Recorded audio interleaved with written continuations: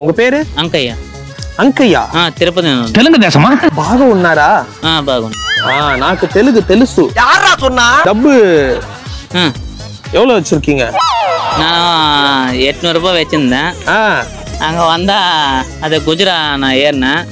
horse riding பண்ணீங்களா அங்க வந்து 100 ரூபாய் சொன்னாங்க அங்க உள்ள போனது 400 ரூபாய் வாங்கினாங்க இல்லடா அது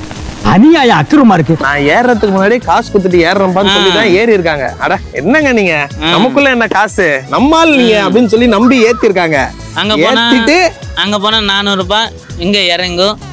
அவ்வளவு அங்க விட்டு வந்தாங்க அங்க இருந்து நடந்து வந்தோம் நாங்க அதான் விதி அப்போ 100 ரூபானா எக்ஸ்ட்ரா 300 ரூபாய் வாங்கிருக்காங்க ஆளுக்கு 300 ரூபாய் கோவிந்தா கோவிந்தா இந்த மாதிரி பண்ண கூடாது நிறைய பேர் வருவாங்க இது தப்பு இது தப்பு ஏன்னா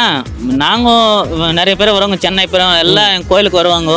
யாரும் மோசம் பண்ண மாட்டாங்க போய் பேசாதடா இந்த டிபார்ட்மெண்ட் எல்லாம் நல்லா பார்க்கணும் சட்டம் தன் கடமையை செய்யும் என்ன காசு சொல்றீங்களோ அதே தான் வாங்கணும் எக்ஸ்ட்ராவா ஏன் கேட்டு வாங்குறீங்க இல்ல 100 ரூபாயில 150 ரூபாய் வாங்கிக்கோ அது முதல்ல சொல்லணும் முன்னாடியே சொன்னா ஏற மாட்டீங்களா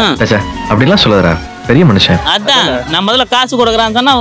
வேணாம் அப்புறம் கொடுங்க உங்ககிட்ட